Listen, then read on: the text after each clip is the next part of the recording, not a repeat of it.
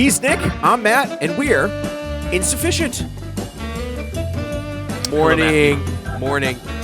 Happy Welcome Friday. To episode 64 of 500 on a band we call Phish. Man, I'm always impressed with the episode count. Dude, today on Insuphishient, very special show. Today on Insuphishient, we're going to do live Phish Volume 13, Monday 10/31/1994, Glens Falls Civic Center in Glens Falls, upstate New York. You will tell your kids where you were when you heard this show. Listen. I was in my car driving to work, and Insuphishient came on, and they talked about Glens Falls 94. This is such a spectacular show because it's not the first Halloween-like show that Phish has done, but it's the first time that they did a cover of a full album.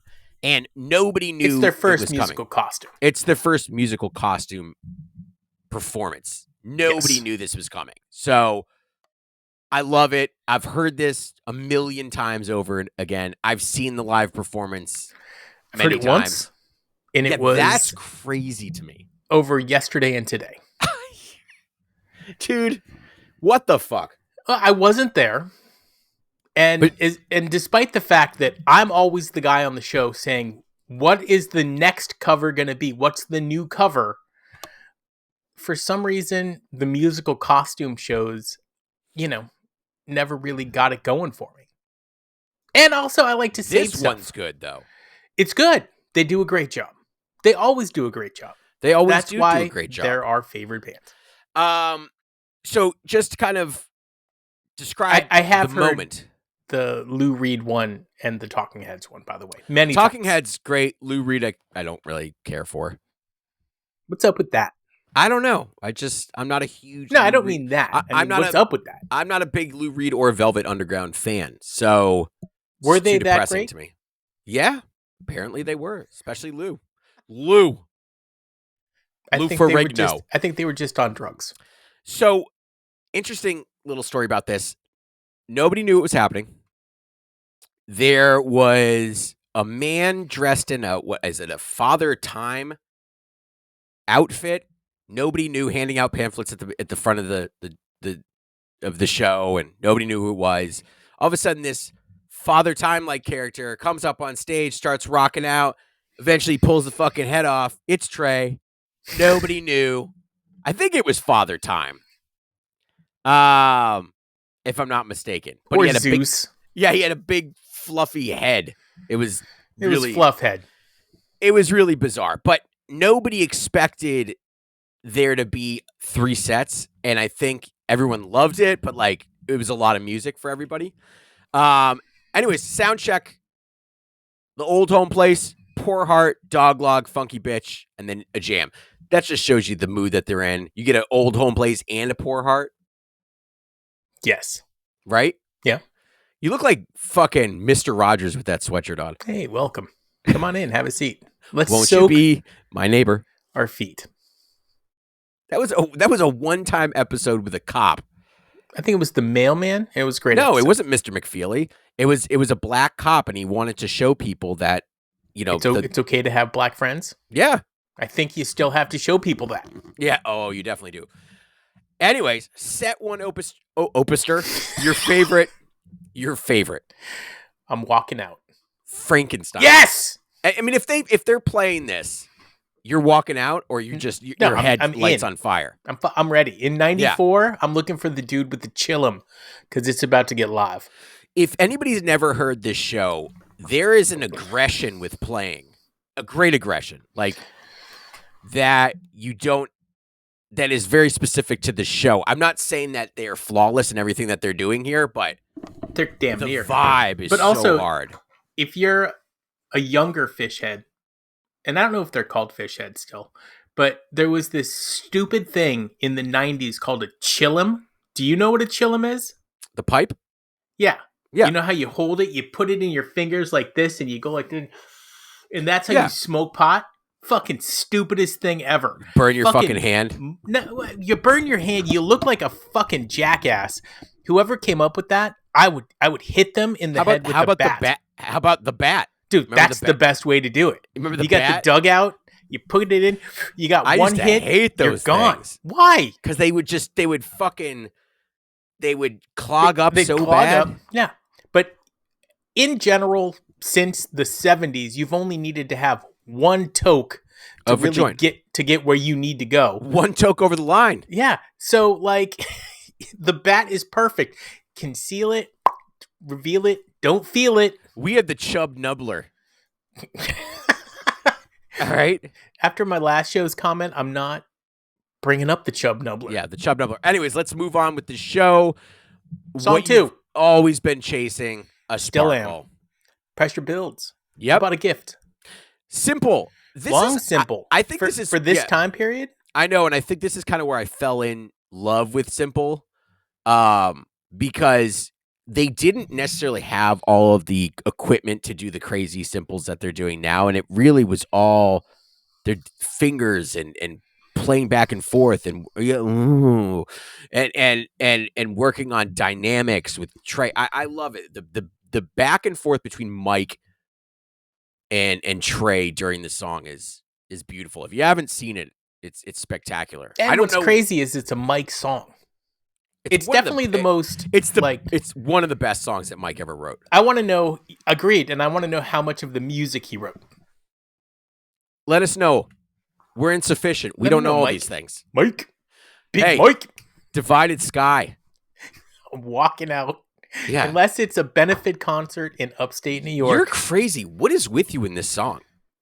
I've heard it a billion times. I know, but it's such a good song with such a good vibe. However, I probably wouldn't have made it out of the arena before the next song started, and then I would be running back. And super high energy. Fishman is just going on the fucking drums with this at the end of this thing. On the Divided Sky? The climax is real good. It's a good song. I don't have to like all good songs. Some rough spots in it, but overall, really, really good. Thumbs up on this bitch. A little exfoliation, you'll be fine. A little exfoliation. Higher Pua. Ba. I mean, come on. You can't get enough Harpua. And a Harpua set 1. Set 1? I'm always rooting for the set 2, personally. I know. So a set 1. No, but if I'm getting a set 1 Harpua, we are fucking in for it. And it's whatever, St. Swithin's Day. So everybody's probably geared up for that partial cover. St. Swithin will remain. It's Black Sabbath's War Pigs. And by the way, I heard that they're going back for one more show. Who is? Fucking Black Sabbath. Really? Yeah. With Ozzy? In England, Ozzy's going to be there. Not with the original drummer, because they fucking kicked that dude out. I mean, fine. Good for them. But I think that's pretty cool. And I would go see Ozzy Osbourne. Absolutely. Yeah. Absolutely. By the way, yeah. This is Ozzy Osbourne hair, Nick. Dude, is that you? Dude, that's me. I'm playing the piano. The guy with the guitar. You mean you're trying to play the piano? No, in the day I could play piano with like improvisational piano. I didn't know everything, but what I did know, dude, I get funky. I can't, dude. This Guy, his name was Guy. He's a fucking like brother of a friend of mine from back in the day. One of the best ear guitarists you've ever seen. He would hear a song and then he could instantly play it. And I'm rocking so hard. He's like, what the fuck? It's great. What happened to that guy? Dude, he's a cool guy. I like him a lot. Had a family, young, stopped playing. You know the story. Yeah, I know the story. Listen, Harpua into the vibration Don't of life. Take another. Into Harpua. Oh, yeah. Then we get a Julius. I like it. Love it. I like it. It was a good Julius into the two best 1-2 punch of all time. Right in the dick. Silent in the Morning. the horse and then Silent. Dude, you couldn't wait to say Silent in the Morning. And it's so funny. The song is not played enough. Never played enough. Guitar riff at the end, and I think it's because Trey's bored playing it, but it's like one of the most beautiful melodies he's ever put together. And he needs to play it over and over again. Okay, so it is a whole It's an Anastasio Marshall song. I always thought it was. However, the song is really given to Page, isn't it? Well, he sings it. Yeah. Silent in the Morning. Reba. Reba. They didn't play it at all in 2023. They played it 3 times. Are you going back to Silent? In this decade. 3 times. It's the fucking 5th year of the decade. Play the goddamn song more. Play it. I will not tell you what to do ever again. Until I tell you what to do. More.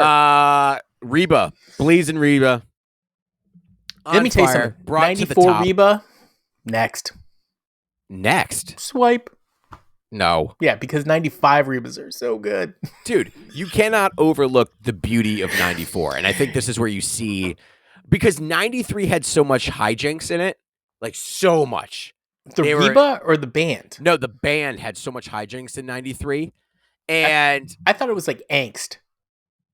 High angst. Yeah. And hijinks.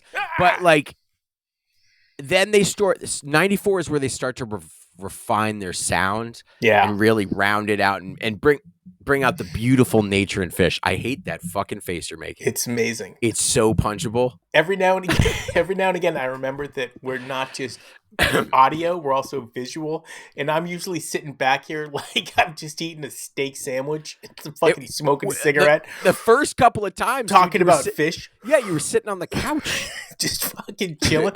And so then I remember. Let me tell you something. I will tell you about Phish. I remember that I'm on camera, so I'm like, sit up. How's your posture, fuckface? Hey, this is going to go on TubeU. You also do this face. That's my face. That's my face when I look at myself. If we're ever on a Zoom meeting together and you see me making that face, I'm not listening to anybody. I'm just looking at me. You're not. I know you're not. You know me. Golgi to end the set. Look into the finance box just to end this set. Golgi. I So always good. love a set ending Golgi. I feel like that's where it belongs. You can't. All right, so this is where shit gets out of control. Okay. Now we're not going to go through every single song. Actually, we're not going to go through it at all because it's insane, and we have nothing. We have nothing to compare to other than the Beatles, which that's a ridiculous comparison. They're going to lose, but like, however, when you get to "While My Guitar Gently Weeps," they win it. They win it so good. Well, it's. I think it kicks the shit out of the Beatles. Phish may have won the White Album. Is that possible? Paul McCartney won the Beatles, but Phish may have won. I don't think that anybody has ever played the entire White Album until 1994 live. I mean, some songs, you got to think about this. The Beatles are great singers and they're good harmonizers, and Phish is not. So it is the one thing that's sort of. It's a big part of what's missing from this overall thing is that their singing abilities come out, and you can see that it's not. They just don't hold up. So kind of it does detract from it. Let's do the whole White Album. Listen to me, Paige. Let's do the whole White Album. It's good. You know what? They should do more of these songs. I'd like to hear absolutely. Julia. I don't give a shit about hearing Sexy Julia again. Sadie. Back Helter in the USSR. Skelter. Back in the USSR would be great. Cry Baby Cry they used to do a lot Yeah, they more. did. And I love them doing that song. Okay, so they own Cry Baby Cry. Have they ever done Revolution again? No. They own While My Guitar Gently Weeps. What? They should do Revolution again.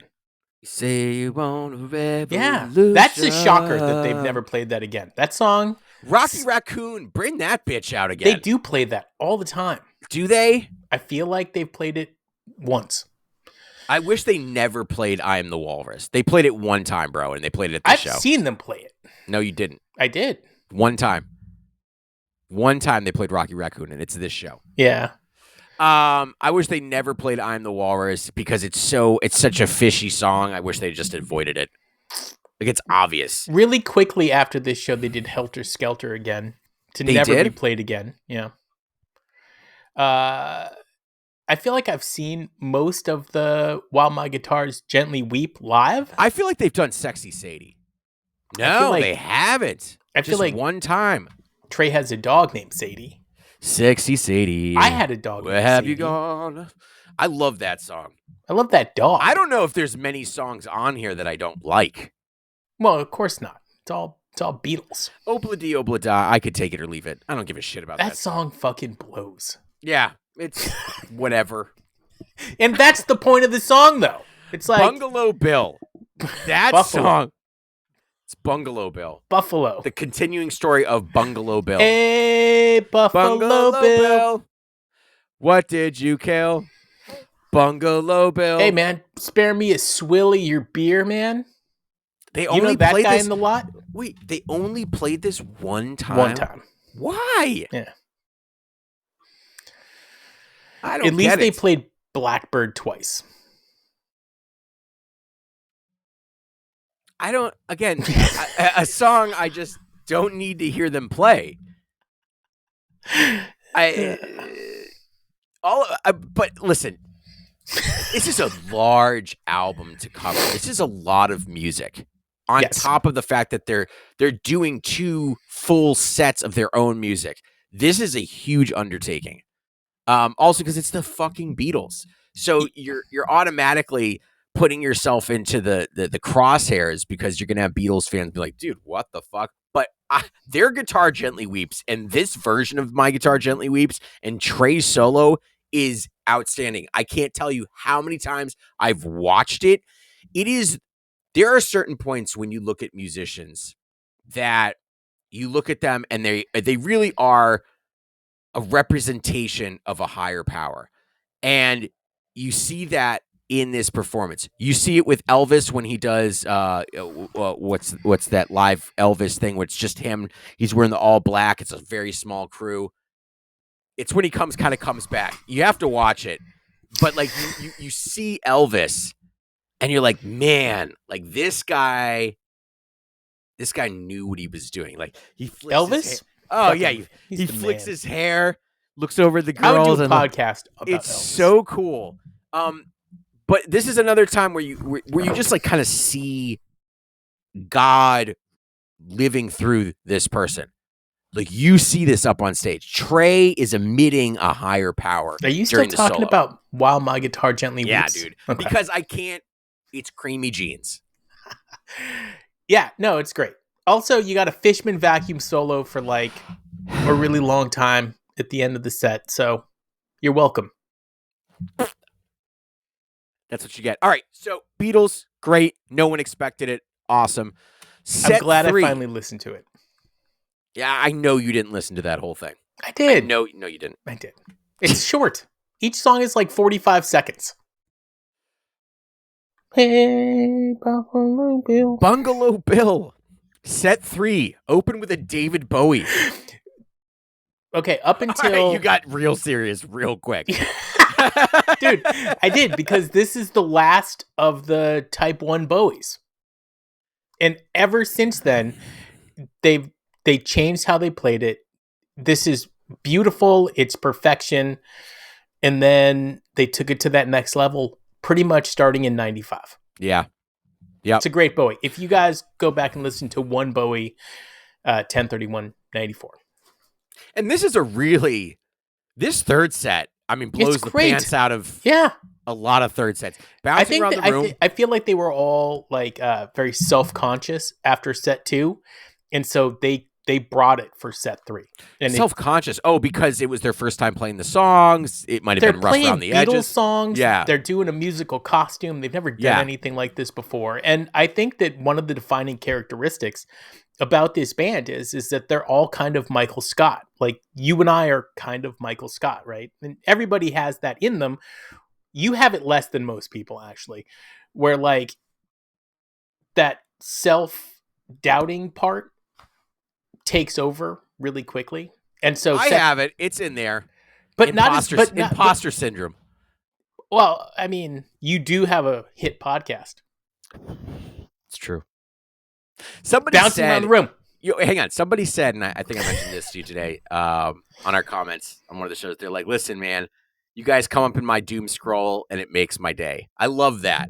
That made our day. Yeah, I think this is one of the best things is that, we love doing this. We love doing this. It is, we have other things that we do outside of this podcast, but this is what Nick and I love to do. Listen, I mean, say what you want about... Apologies to the band. Yeah, critiquing the band or whatever the hell. We Sorry, love guys. these guys. We're huge fans of the band. It's just what we do. It's nothing personal ever. But we love doing it, and we really appreciate everybody tuning in. It's great. So bouncing around the room. All right. By the way, that guy who plays like Trey, his bouncing around the room explanation is amazing. I want him on the show. Dogs from a Pile, that dude? Oh, no, the other guy that you sent me. Yeah, plays like Trey. I think that's really play like Trey. What? His guitar is really funny looking, isn't it? It is, but he definitely has, a little bit of T-bone in him. There's another guy. I think it's called. It might be Trey's Rig. Yes, I like that guy too. He sounds. I mean, I'm always really impressed when somebody can sound like Trey. There are people that's literally what they make. I know, and it's amazing. Like other people. I know, but it's impressive. I don't like that. I don't appreciate that as much. Oh, I do, dude. It's Trey too much time. is one of the most unique guitarists ever.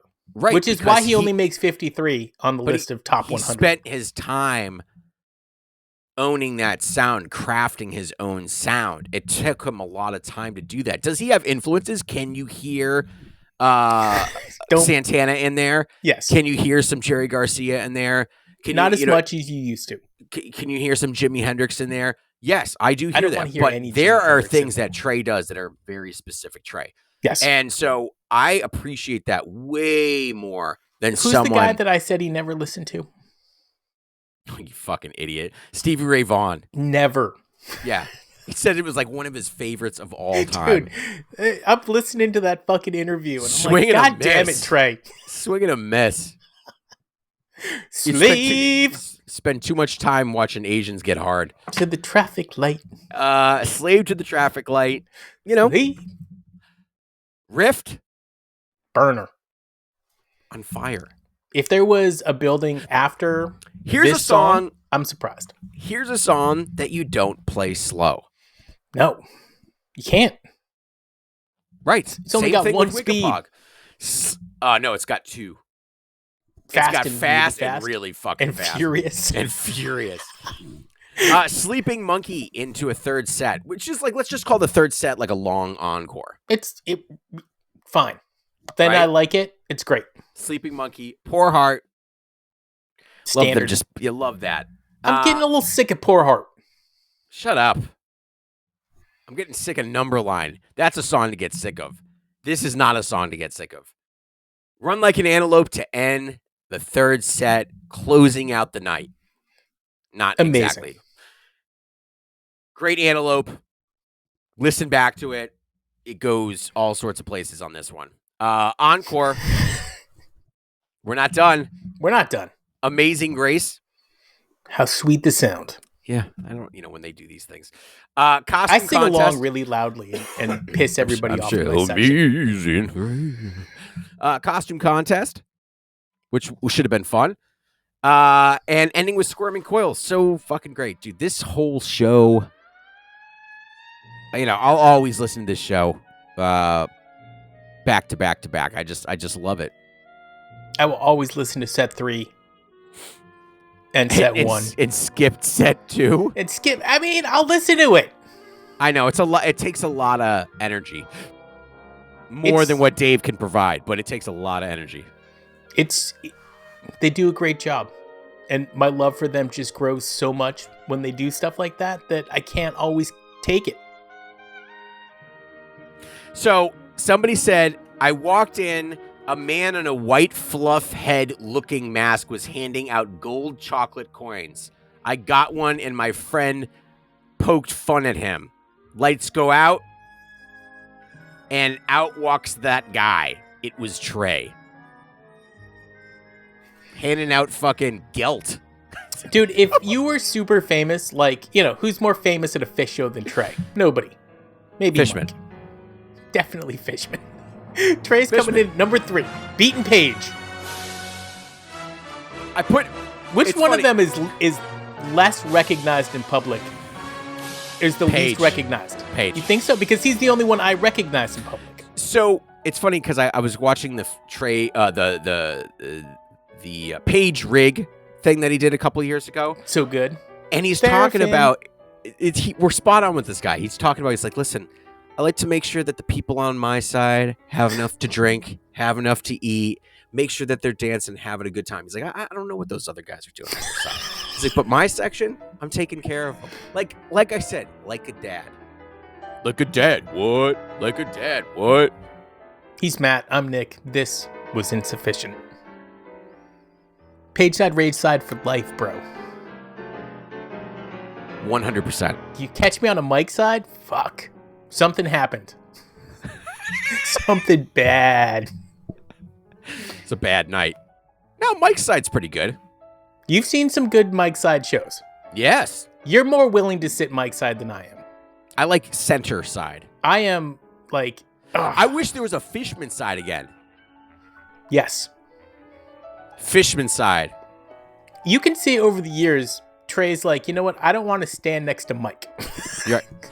Fishman side, big dick energy side.